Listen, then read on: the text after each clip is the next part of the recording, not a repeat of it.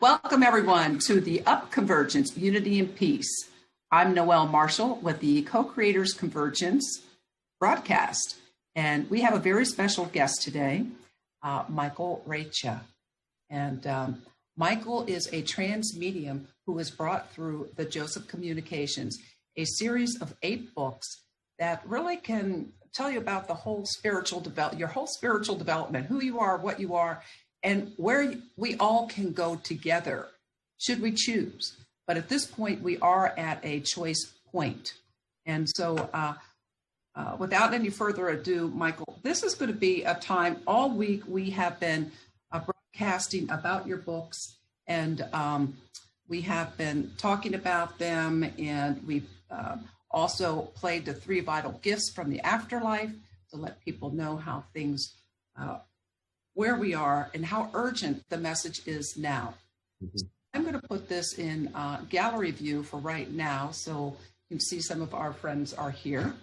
But this is a time where, Michael, maybe just give for those who are just tuning in who didn't get all of our fabulous broadcasts that we did throughout the week, maybe you could just give a little background on the Joseph Communications, and then we'd like to open up for some questions, comments. I mean, it's such a treat to have you here live. That's very kind, though. Because we've got to do all those recordings together. But it's not too often that everyone gets to be able to speak with you. And so, and I say speak with you, but I also say speak with the whole soul group. Before we got on this call, I made sure that Joseph, the big Indian, my goodness, Silver Star, I said, come on and help us with this broadcast so we can really reach a lot of people. So, Michael, let me see, you're unmuted, and go ahead if you'd like to give a welcome yourself. And yes, hello everybody. It's terrific to see you all. The Joseph Communications, as you may or may not know, are a series of 8 books dictated for the most part by a discarnate ancient spirit called Joseph on behalf of himself and his soul group, because the message that they are bringing is so important to us at this time. The communications began about 14 years ago with the first book, Revelation, which concentrated on who and what we really are. A second book, Illumination, told us what we can do about things. The third book, Your Life After Death, is exactly that. It's a travelogue of the afterlife. And then we were presented with The Fall, which in my view is the most relevant book at this time, because The Fall discusses what went wrong so long ago and the repeating pattern that we have that we can't get out of unless we embrace our spirituality, unless we reunite with what we really are and with each other, and can therefore change the world. Other books followed, From Here to Infinity, which is a trip from where we are now to where we will eventually go to as the angelic beings that we really are. And The Spaces Between, which, as I think you've been talking about earlier, Noel, is a book that describes the other forms of life that we coexist with, the spiritual forms of life that we coexist with unseen on the earth, and that we should have respect for but have forgotten about. Final 2 books, Transmission, which is a compendium of the trans demonstrations, the live trans demonstrations we put together at the beginning to prove that we weren't away with a typewriter somewhere, that shows my age, a typewriter, away in a room with a typewriter somewhere, making all this up. We wanted to take Joseph on the road, as it were, to prove that there was a spirit coming through with an urgent message for mankind. And the final book, Many Voices, One Mission, is a collection of the addresses and lectures that have been given to us over the years by many other members of the Soul Group. And it's a very loving and warm and comforting book that addresses our spirituality, addresses the state of the world, and gives us an anchor in these troubled times, somewhere we can turn to, and that somewhere is in here. So I think that sums up the 8 books, Noel, would you say? Indeed, Michael, very well. You know, you're getting pretty good at this. It's the endless talk. Well,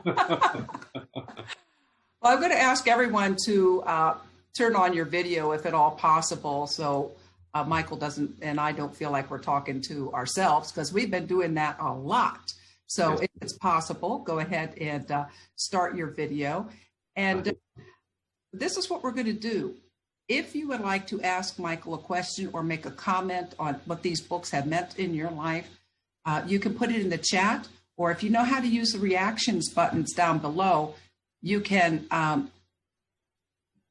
raise the hand so we would know to call on you. And but if you have your video on, you could just wave at me and I'd be able to see you. So that's kind of how we're going to work it.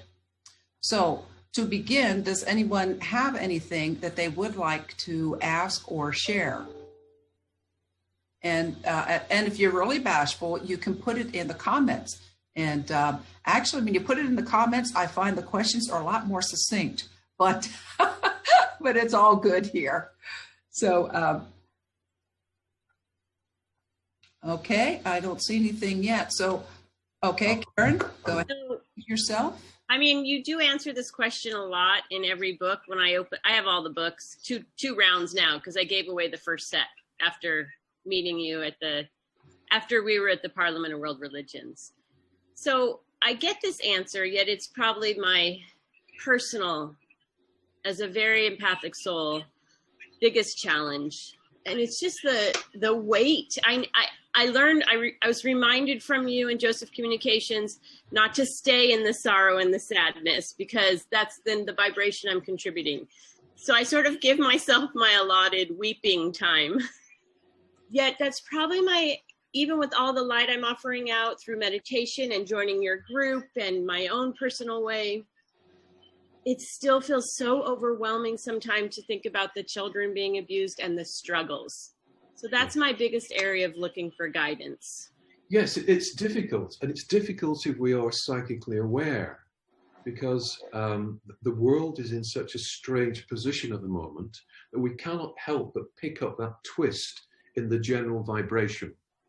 And that twist in the general vibration was something that I picked up for around a year before anything actually happened physically here.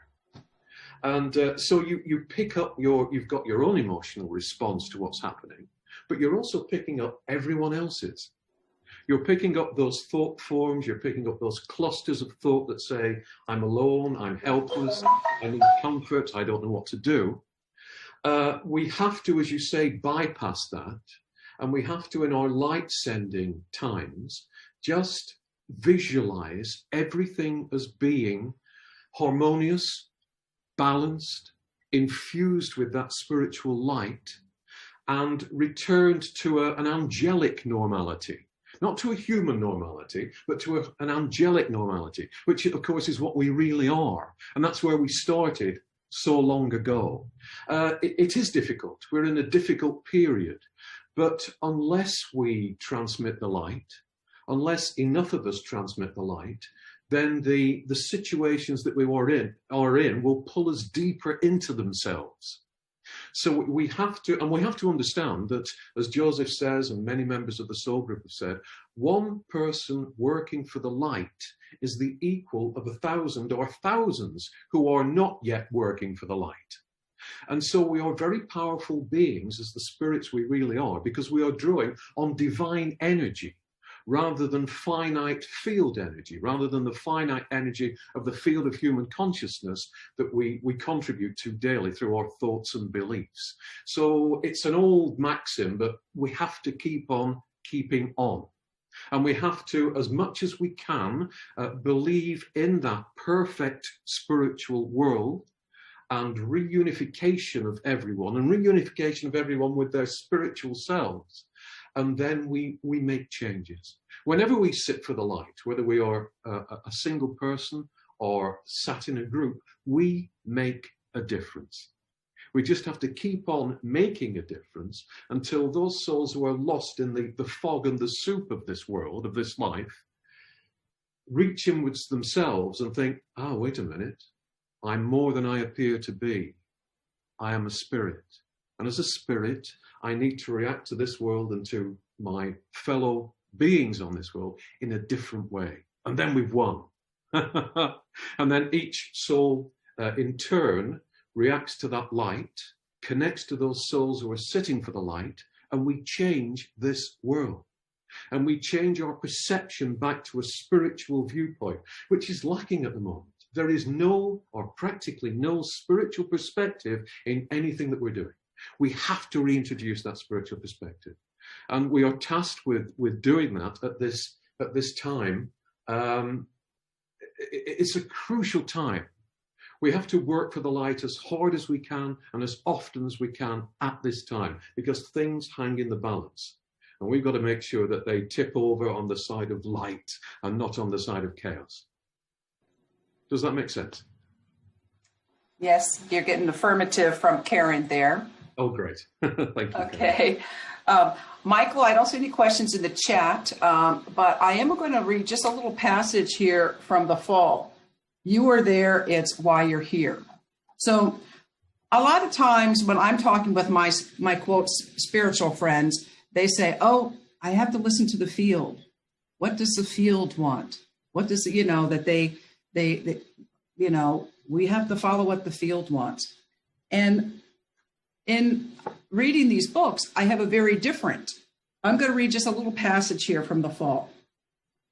There are two agendas that are happening at the moment. There is the agenda of the spiritually enlightened, which is to draw people into a realization, once again, of who they are and who they were. And there is the agenda of the field, which is to control at all costs and to be fed at all costs by the energies that are produced from a dependence on the field. So have you ever heard of people talking about the field? And, it used to be, you would say, we created the field and now the field controls us. Can you speak about the field a little bit? Yes, the field of human consciousness is a conscious entity. Our thoughts are living things. And if you imagine that the thoughts of millions, billions of people around this globe are poured out daily, then those thoughts cluster. And so the field is a reflection back at us of our dominant thoughts and dominant beliefs. But we key into that field. Joseph describes the field in one of the other books as a child that wants, a child that needs. And because it's set to negative, because of the way that we approach this world, it thinks that it needs more negative energy. And so it seeks to immerse us in the negative energy that perpetuates the state of affairs on Earth as they are now. We have to, field energy is finite. We are running out of energy within the field of human consciousness. Divine energy, however you want to describe the divine as he or she or it or source, however you want to relate to that creative force that flows through you, divine energy is limitless. Divine energy is pure in intent. It is spiritual in intent.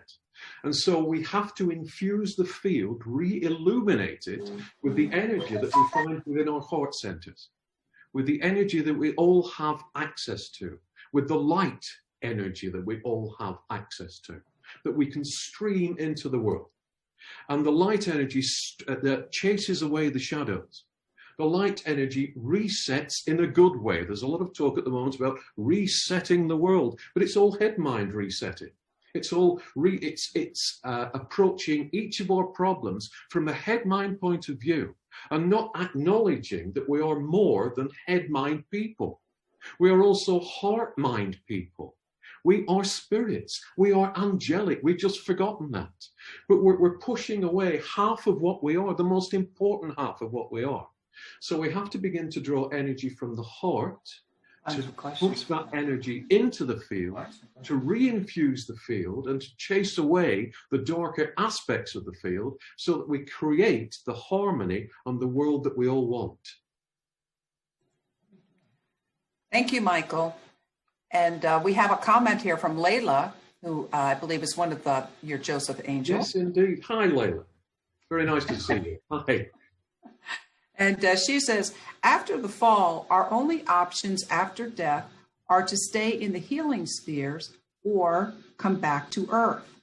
I always wondered if other worlds are an option, or are we tied to Earth until everyone is free from the effects of the fall? Yeah, good question. Joseph describes the solar system and the Earth as an exclusion zone, because he was often asked in public trance demonstrations about other lives, about alien life, and why don't they visit us and are they here already? Well, his answer was that because of our vibration, there's a sort of intergalactic keep out sign until we get things sorted out.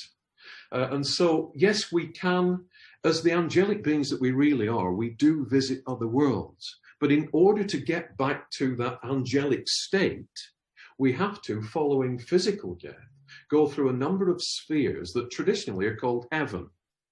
But they are in fact cleansing spheres that are there as steps that lead us out of that constricting vibration that we surrounded ourselves with because of the fall. And as we go through the successive spheres, we eventually divest ourselves of all that is negative in our being, and then we can step out into infinity. Now, once we go through that metaphorical hatch into infinity, we are back with the angelic host. And the angelic host exists to create spheres of experience, to then visit those spheres of experience, to pass through them, much as we are passing through this life, and to gain further experience that they take back to the angelic host and to the Godhead, to evolve the whole of creation, which is a wonderful thing. And that's what other planets are about. We can't see that because we're looking through a glass darkly. But existence on other planets is to simply enjoy, pass through various experiences that have been set up by members of the angelic host. As a result of those experiences, to grow, to then remove ourselves from those planetary spheres to allow other angelic visitors in, and to take back our experiences to the angelic host and to the Godhead, which is glorious. It's a wonderful thing to be able to do, and to do that infinitely, and to do that in various scenarios that we can't even imagine at this point because we're locked in. We talk about lockdown, but we've locked ourselves down long before this year. And so, yes, there you can experience on other worlds, but you have to make the journey out of the conflicting vibrations that we've surrounded ourselves with in order to regain our angelic capability, and then off we go. We've sorted things out. There are no more problems. Does that make sense? She's shaking. She's giving an affirmative on that. And Layla, if you want to unmute yourself and make a comment, go ahead. That could take a really long time. Well, yeah, I suppose it's all relative. But the cleansing spheres are beautiful. They are heaven worlds, but they are linked to this world. They're linked to this experience. Whereas in the normal course of things, we would visit a planet, as it were, experience a physical journey, but know all the time we would have that duality of knowledge that we were on a physical journey, but also that we were angelic beings. So there would be no fear of exiting that world via relinquishing the physical frame. In other words, we wouldn't be frightened of death because we would know that there is no death. There is simply the end to one journey, a return to family, angelic family, and then the beginning of countless other journeys. Thank you, Michael. And I believe that Christian would like to... Christian, hi. Okay, I guess, yes. Go ahead and unmute and you may speak. Please.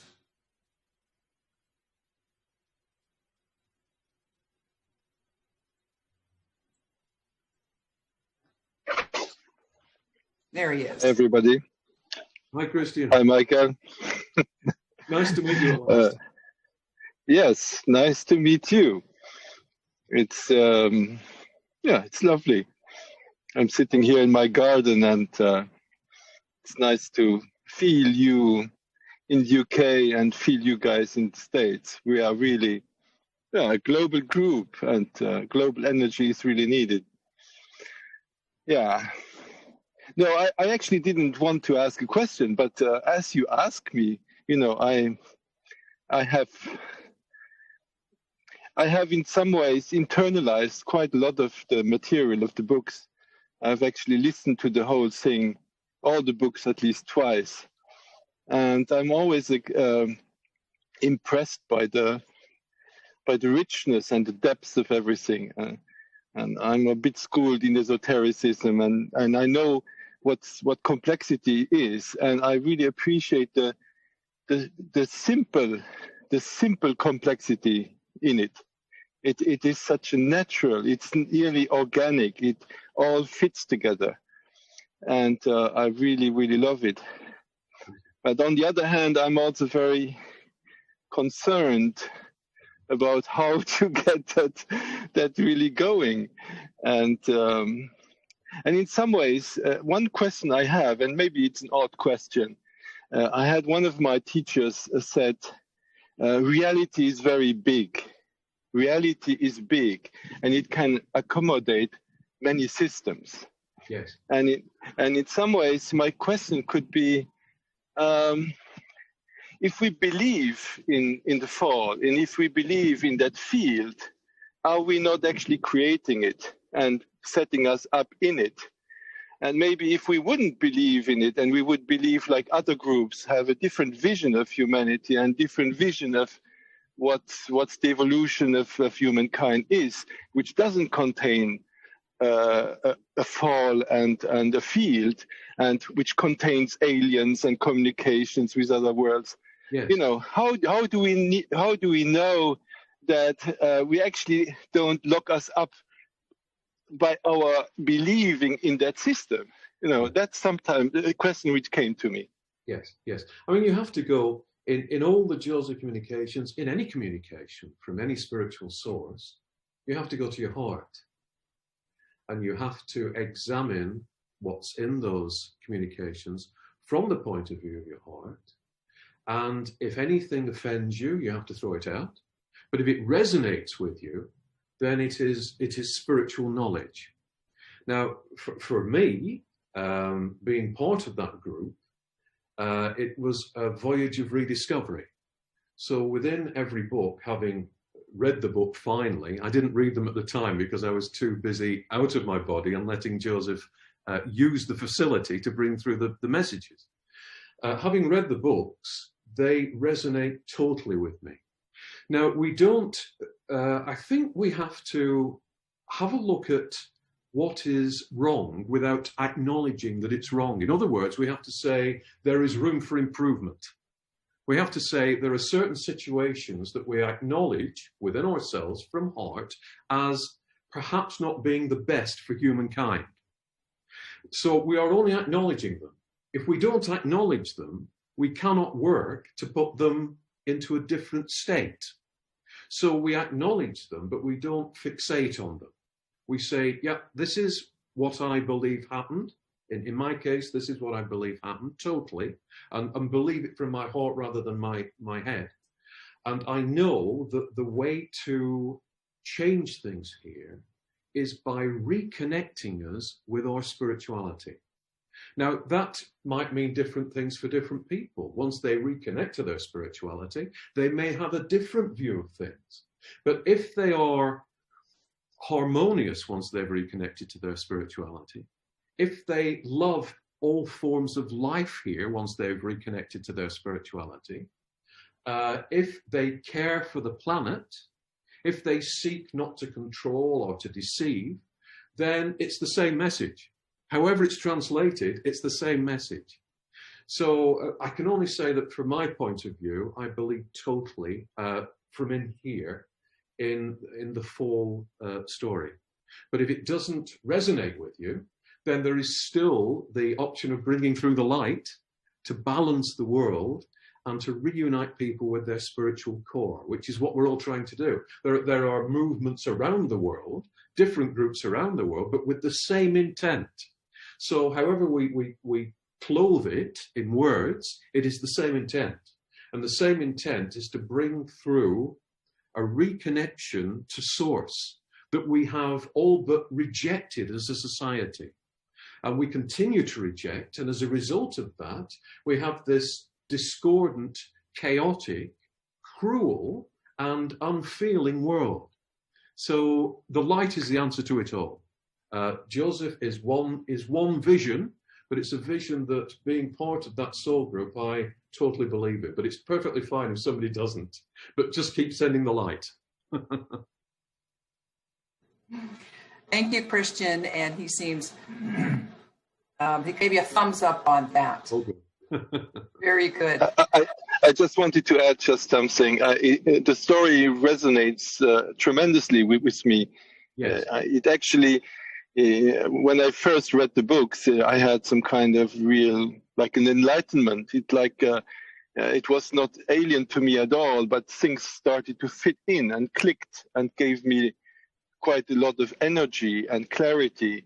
And that's why I took it so seriously, because it resonated so deeply in me. It was a recognition. It was a remembering. It was nearly a remembering. Yeah. And that's why, I get goosebumps when I say that, it's remembering. I really am very deeply in it. That's why I'm quite motivated to, to challenging in some ways, to get it going in some ways, and also to question my own understanding. It's also a process. Yes, understood. It is a remembering. In the best use of the term, to remember, to bring together. We're bringing together that which we've forgotten, that which we've lost. And that's the reaction that we get from so many readers, that they do feel that they have remembered something. It is not new information. It is information that we all have at heart. It's just that we need that spark to start that process, as you say, of remembering and thinking, I know this. This makes perfect sense to me. I don't know how I know it, but it makes perfect sense, and I know what to do now. Well, thank you, Christian, Michael, and our dear friend Sheila Blake, who you met. Now we're speaking about remembering. She says, I'm wondering about how we remember who we are. I believe it from hearing and reading, but it's not a whole body knowing. What is the experience of remembering like? It is, I look at belief and people say to me, I believe this. Now, to me, belief is something that you have to shore up. You have to visit belief from the head. And you have to say, how much do I believe in this? Is it 80%? Is it 100%? And very often we believe in things and then we think, well, do I quite believe in that? But we shore it up with energy. So we're saying, I believe this, I believe this, I won't stray from that. With spiritual remembering, it is a knowing. It's a knowledge. It's a feeling that permeates your being, that what you are experiencing, the spiritual concepts that you are absorbing, are something that you don't have to believe in because you acknowledge them. You already know them. They are a part of you. So it's a process of stripping away that which prevents you knowing. And it's in my life, that has been a graduated thing. When I first started working as a medium, it was a process of unlearning. It was a process by which certain aspects of society or certain aspects of my life on a Monday would make perfect sense to me, but on a Tuesday morning wouldn't. And I would have unrest until I had looked at alternatives and until I found an alternative that made sense to me. And it was like an unraveling. So the knowing is not so much a process of learning. It's a process of stripping away that which is between you and your greater self, that which prevents you gaining access to your greater self. So you will find that when you're on the spiritual path, you are quite naturally led to, you lead yourself to situations that challenge you. And as a result of those situations, you strip away these confining bindings that prevent us from flowing as the spirits that we really are, our energy into ourselves and into this world. So it's a process of stripping things away. of chipping away and of finding what we feel to be complete and absolute truth from within. And that's always my Geiger counter. Do I believe it from here? Not believe, sorry. Do I know it from here? If I know it from here, don't need to worry about it anymore. It's one aspect of my spirituality, but I put in the bag. Now, what are the other aspects? What do I now have to learn? Does that sound okay? Does that make sense to you? I'm getting affirmative on that. So Sheila has another question, and it's about the fall. Now, what does the Joseph's group think about the Big Bang Theory, or do they have the fall a completely different story? No. In fact, we've made a decision, and this will interest you as well, Christian. We, with our YouTube channel, a few weeks ago, we asked people to read The Fall, not for us, but we said it was a very important book, and that we tried to urge people to read it. And we said, look, we don't make anything out of it ourselves. All the monies from the books go into publishing and furthering the books globally. And we didn't get much of a response. And we talked about this and said, look, this is such a vital time, such a crucial time, that we are going to read The Fall in installments on our YouTube channel.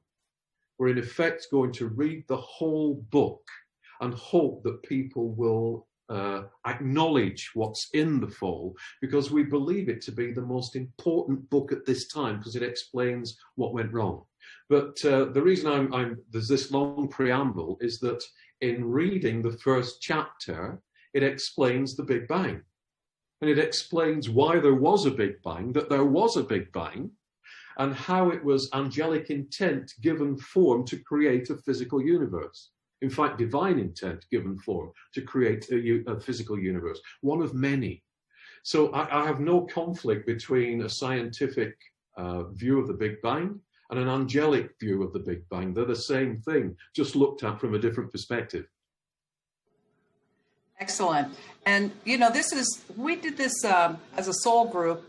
We did this as an experiment that we thought this would be a greater way. We could take a shortcut, as it were to honor Creator. Is that accurate? Yes. We felt that we had a way of creating. We had discovered a way of creating that would speed up the process of bringing back experience to the Creator, to the Source, to the Godhead. And we were involved in a debate we as a section of the angelic host, were then involved with a calm debate, not a battle, not a fight, but a calm debate with the rest of the angelic host. And we said, we have this way of creating and we think it's going to be great. And the rest of the angelic host said, no, it isn't going to be great. It won't work. And here's why. And this debate went on for, I don't know, millions of years as we measure time. And then we said, well, we think we're right, and we're going to do it anyway. And so we did do it anyway. And as a result, we moved this area of space out of step with the rest of creation. We forgot who we were. I mean, many people ask, why can't I access my spiritual memories? It's so cruel that I come here and I can't access my spiritual memories. The reason you can't access your spiritual memories is that once you get here, the vibration has been changed so that you forget, not by the Source, but by us millennia ago, as a result of that experiment that went wrong. And I think you can see in what's happening at the moment that we have factions of people saying, we are right, despite evidence saying, perhaps you're not. We are right, and we will not turn, and we will not look at alternatives. And this is a result of the effects of the fall repeating themselves. We are right, we are right, we are right. Well, hang on a minute. Let's have that debate. Let's look at whether there is an alternative to your right. But it is a subconscious, it is at soul level, a subconscious imperative to keep that experiment going. And what the message of the Joseph communications is, we should let go of that need to be right and readdress our need to be spiritual.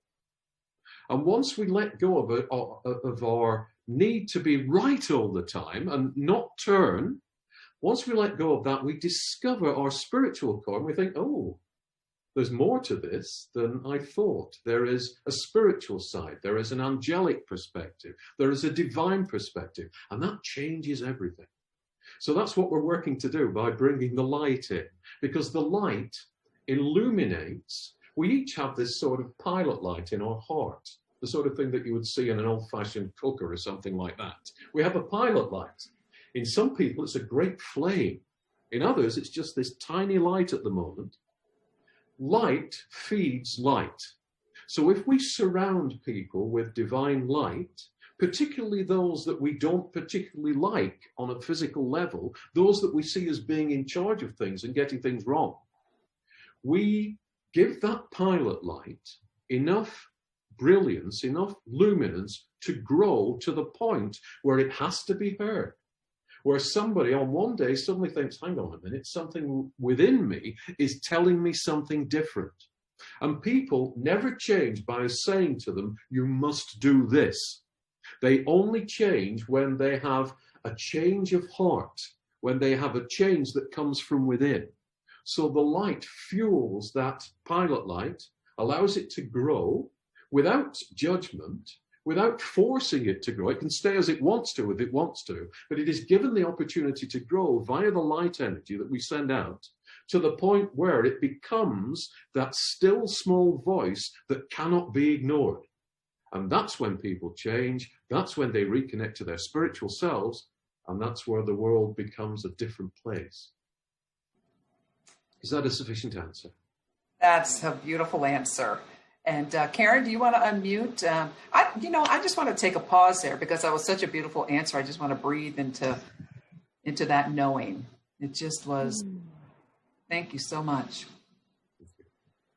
Yes, thank you so much. And I chose to sit outside so you guys could get this beautiful ocean energy here.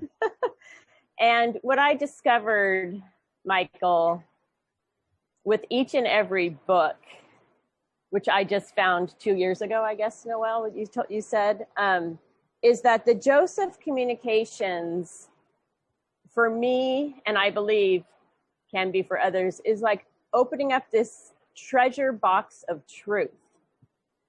And each book is its own little treasure box of truth. And then you get, the whole set of the books. And I grew up Catholic.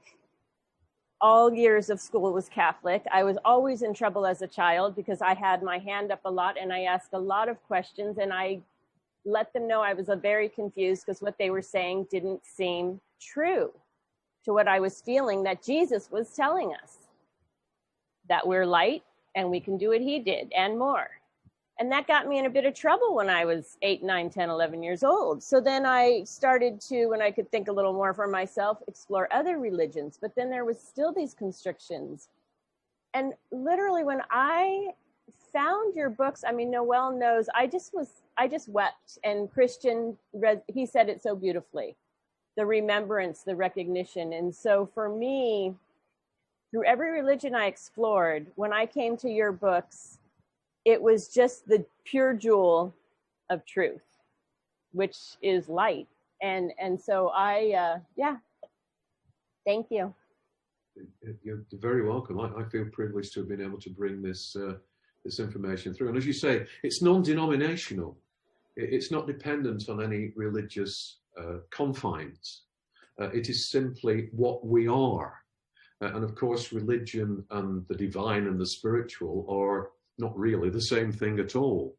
And there is no control in the books. It is simply a matter of saying, this is what you are. This is what you're capable of. But one of the big messages, and talking about light, is that we have free will in all this, and that we have personal responsibility, and that it is up to each of us to make that difference to ourselves, and make that difference to the world if we so wish. And that the spiritual information is put at our doorstep, as it were, via the communications. But it's entirely up to us whether we take up that information and run with it. So it's an entirely free system of spirituality. And I think that's very important. We're not trying to coerce anyone. We're not trying to force anyone to believe anything. I think one of the messages that's coming through this afternoon is that you know when you've read the communications, you know from within that you have touched something that is a universal and eternal truth. And as Joseph says, we had to put down the words exactly as he said them. And he said the reason for that is because there is a message beneath the words. And we have many readers who say, it's a strange thing, but I've read the books 3 or 4 or 5 times, and each time I read them, there's something new in there. It's the same words, but it means something different to me. And so there is a vibration that has been infused into the words to bring across the message. It's almost as though it entertains the mind whilst it speaks to the heart. Beautiful. Thank you. Thank you, Karen and Michael. Thank you, Karen. Thank you so much. And thank you for the lovely view. That looks wonderful. Yeah, so that's the Pacific Ocean. She's in a beach area there, Solano Beach, near Los Angeles. So, Michael, we have Layla would like to make another comment. She can unmute herself, and you're up, Layla. Hi, Layla. Hi. Now, what comment did I make? I know I made a comment. Oh, okay. So you've had tea and crumpets with Persian gentlemen after sleeping. I mean, what do we do? Where do we go when we're sleeping?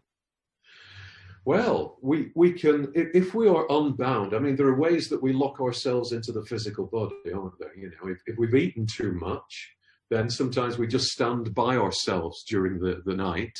If we've drunk too much, or we're worried about things, or illness has the same effect on us, and we can stand by our physical body still connected to it, but we don't get very far. But if we are free to travel, then, for example, I spoke to my father, or rather, my father spoke to me last week in a dream. So I went to talk to my father. We visit our home. We visit the sphere that we vibrate, that we harmonize with vibrationally. We visit our greater family, because soul groups like Joseph's are true family. We might have 100 relatives on earth, but we can have 1 million or 2 million or 3 million within the spiritual realms that are part of our soul group. So we go for tuition. I know sometimes when I've been out at night, because there is a gap in my sleep. We have an internal clock, don't we? We know how long we've been sleeping. We get a feeling for how long we've been sleeping. When I've been to a higher vibration, there's a gap. That internal clock is interrupted because I've gone outside of this reality, in inverted commas, this illusion. And so we visit the spiritual realms. We can visit areas around this world if we wish to. We can go to other countries if we wish to. We can go wherever we want within the limits of our vibration. We are always limited by the ceiling of our current vibration. For example, when we pass over, we are entitled to move into the sphere that resonates with the vibrational rate of our soul, but no higher until we have further refined that vibrational rate, which gains us access to higher spheres. So at night, we can go to the sphere that we are harmonizing with currently, but we can't progress beyond that sphere. So we're all travelers at night. We all go out to the spiritual realms, unless we have bedded ourselves into our physical bodies through overuse or fatigue within those physical bodies. Thank you, Michael. And Ayla says thank you as well. So you have published 8 books in many different media, in ebooks, good old paperbacks, which I love because then I can highlight them easily and go back and find those important segments in different languages. But of all your books, what is the most popular, and why do you think that would be? The most popular is Your Life After Death. And I think the reason for that is twofold. One, we're all going along that road. Each of us is going to leave this world at some stage. And I think the second reason is that a lot of people, as they grow a little older, seek out insurance. They might say, I don't believe in anything, there's nothing after death. And then they'll visit a church and talk to the priest or make friends with the priest, you know. It's a little bit of insurance. And so that is our most popular book. The second most popular book is The Fall. But it still doesn't get out in the quantities that I would like it to get out, which is why we're putting it on YouTube, because we feel that everybody should have this information at this time. And of course, with Your Life After Death, many people who buy it will say to us, my father's just died, or my partner's just died, and I want to know where they've gone to. And so it's a rich source of comfort. We know that through the testimonials that we get. So that's the most popular. What's the least popular? Probably From Here to Infinity, strangely. Now, for me, that's a very interesting book because it tells us what we are eventually capable of doing. And it connects us with the infinity that is within us. And it describes infinity, although infinity is a very difficult concept to shoehorn into the written word. But there is bliss in infinity, and some of the things that Joseph describes in that book are wonderful, and I can't wait. But I think once people have looked at The Fall and looked at Your Life After Death, then they have to be a true spiritual seeker to want to read the other books. Another popular book is Many Voices, One Mission, because that collects the viewpoints of and acquaints readers with many of the guiding influences from the group soul. So you get to know the Persian gentleman a little better. You get to know Silver Star a little better. And Joseph's in there as well. He came through on a lecture. There was Jane and Tony and myself, and we were up in the Lake District, which is a beautiful part of England. And we were on a country road leading up a hill. And there wasn't a soul for miles. And immediately, Joseph began to speak. People kept coming by. Hello, how are you this morning? And I'm trying desperately to bring through Joseph's information. So it was a lecture that was given on the move. I think we eventually ended up in the middle of a field. We climbed over a fence. We were in the middle of a field, and then we were visited by Silver Star, who had something to say as well. That's fascinating. Yes, after I read Your Life After Death, it gave me new perspective, and it resonated so well. And one of the things that resonated with me the most was the idea that I don't have to come back here. In fact, it's repeated throughout, don't come back here. Yes. So why is that message so pervasive through the books? Reincarnation was always a worry for me as a younger person. I couldn't understand why I would be forced to repeat life after life after life after life, etc., etc. But Joseph described it as a pull from the earth. There is a universal constant, and it is free will. We are part of the divine, and we are free to act however we want to act. Now, if free will is a constant, why wouldn't free will apply to reincarnation? And that made total sense to me. So that's the first part of the equation. We're not trapped in a loop, except if we want to be trapped in a loop. And you would think, well, why would anyone want to come back to this earth as it is? It's such a foreboding place at present. And the answer to that is because many souls haven't investigated life after death, haven't investigated the possibility of there being anything else, and are so consumed by the attractions as they see them of this earth that when they move on to the next stage of their existence and are greeted by guides and by spirits who try to persuade them that the way forward is through the spiritual cleansing spheres, they say, no, I want to go back to earth. No, I enjoy the beer, I enjoy the food, I enjoy the big television, I enjoy the roller coaster, I enjoy the business, or whatever it is. But the pull, because they haven't addressed their spirituality of the earth, is greater than the pull of moving onwards through the cleansing spheres, through the various heavens, if you like, that lead out into infinity. So it's a very good question, and it brings us back to why the earth is as it is. It's because we keep reinvesting in the same limited values. Whereas if we reconnected with our angelic values and our angelic perspective, the world would be put into perspective, and we would want to move on and allow this planet to regenerate itself, to become the paradise and the angelic playground it once was, and to allow other souls free from the effects of the fall to visit this beautiful sphere and to pass through it for the right reasons, to gain experience that they take back in full knowledge to the angelic host and to divinity. Thank you, Michael. And that really changed my perspective. So I told Bob, okay, I'm going to get a little plaque or tattoo or something that says, oh, come back here. You don't want, don't come back here, because I'm tired. This is the thing that's given me hope that, I'd like to go through those cleansing spheres and raise a vibration. So quickly, how does one raise their vibration? You say we're here and we can only go as far as our soul's vibration is. Well, I want to go to the top. It is the same equation, the same thing that we've been talking about today, and it is to reconnect with our spiritual energies.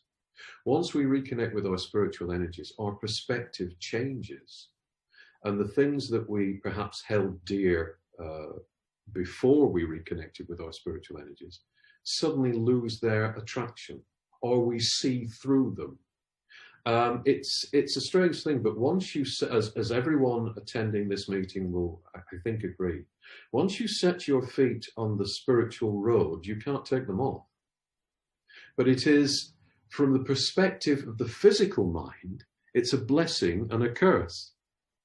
It's a blessing because you change, but it's a curse because you cannot fit back into society as you did before you started to investigate your spirituality. You are a jigsaw piece that no longer fits. And so you work to illustrate to other souls that there is a different way. You try, as I think as Christian said, there is this imperative to illuminate all souls. And it is not frustrating, but saddening when you can't immediately do that. And what we have to do is to illuminate the souls that are ready for illumination. And by doing that, we pull up, we raise the vibrations of ourselves and those souls who are ready to have their vibrations raised. And by doing that, because we are all one organism, we pull up the souls that are not quite ready to raise their vibration to a point where they are. And so we have to address those who are ready to listen to the message and act upon the spiritual message. It is pointless to address those who don't want to listen. We can surround them with light, and that's the most powerful thing we can do. But it is pointless to engage in debate with them at this stage because they can't see. It's not that they won't see. They can't see until their vibrations have been lifted to a certain extent. So we address those who are ready to remember.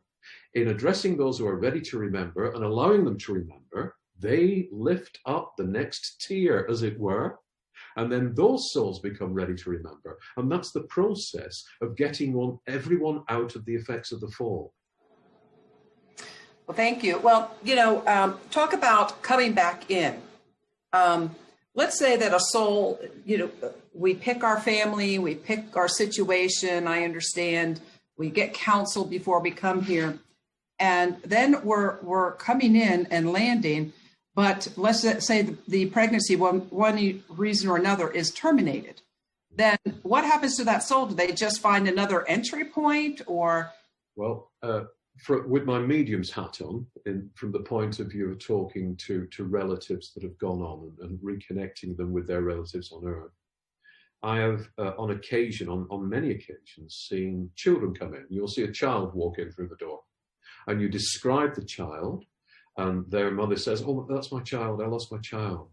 And then, once that recognition has taken place, that child will morph, will change into the most beautiful light, the most beautiful spirit that you've ever seen, and say, "Tell my mother, that's who I am now." And I am who I am now as a result of touching the earth for that short amount of time. There wasn't much that I needed to do. So I did what I needed to do. There was no reason for me to stay on earth, and so I returned to the heaven worlds, to the spirit world. And so no experience is lost. It's just that we can have far better experiences by going through the cleansing spheres than we can by coming back to earth and allowing that earthly life to pull back at us. Because if we look at the lives of everyone, they say that into every life a little rain must fall, but it's considerably more than a little rain, isn't it? It's not a happy life. It is a life where we can create our own internal happiness and our own light. But the challenges of this life are very severe. And it's sad that we choose to go through this life when we don't have to, when there are more light-filled and more joyous and more bliss-filled alternatives. Thank you, Michael. It's very helpful. I'm going to read just a few comments. We've kind of run out of time, but I want to let you know that Christian says, I'm going to just read all three of these. Why is that vital message not coming out more in the world, as there is really not much time left? And related to that, Layla said, I wish I could share Joseph and have the people be receptive right away. Yeah. Yeah. And so what I want to do now, the little bit of time that we have left, if you want to comment on that, that's fine. But I want to make sure that everyone knows how to be a part of spreading this word and where they can reach you and the teachings of Joseph and the Soul Group. At this time, it's vitally important that we boost our YouTube channel. Because people can subscribe for free, of course, and then they can decide for themselves in their own good time whether they think the Joseph message is for them. So we need people to subscribe to that channel and to support us. We, of course, need people to read the books. That's our primary thrust, to get people to read the books. But if we can open a little chink with people via the YouTube channel, that would be great. And it's the Joseph Communications. So we need your support on that.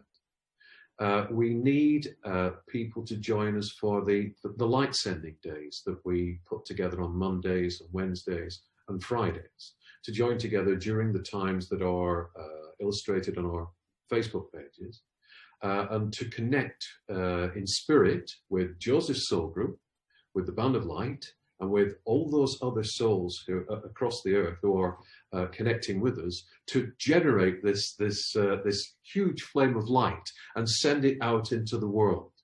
So that's very important for people to do.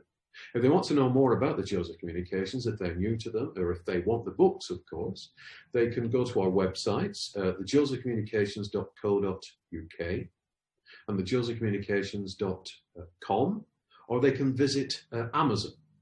And most of the books, with the exception of Many Voices, because it had so many different guides in it, are available as audiobooks, as ebooks, and as paperbacks. So there's a choice of whichever way you experience the books too. And get the message out. Get the message out. It's not for us. It's not for the Band of Light. It's for the world. It's for every soul. I think we all here gathered today can agree that we are saddened by the current state of the world. And we're saddened because things could be turned round today if we would only embrace our spirituality, and if we would only bring spiritual values into all our decisions, instead of all this head mind stuff. If we can get people to think from here, things will change now. Well, I would like to ask everyone to unmute and give some thanks to Michael for this amazing time together. It's really been an honor to have you here, Michael. I know that it's very difficult to be a trance medium. It takes, I don't know if people realize that after Michael does a trance session, it can take him up to a week to recover physically. So, and getting that head mind working too, right? Those synapses doing what they're supposed to, Michael? Sorry? Yes, to get the synapses to do what they're supposed to, at least a week. So there's been 100 trance sessions, or around 100, so that's 100 weeks out of my life thus far. But if we can get things moving, if we can get things to change, it's all been worth it. Well, thank you so much. And I invite everyone to use your social media tools to help get the message out. It's up to us. So Yes. just not the Band of Light, 4 people that have been working for 15 years. It's up to all of us. So I encourage you, this is their mission as well as our personal mission. I invite it to be a part of your mission, perhaps, if it resonates with you.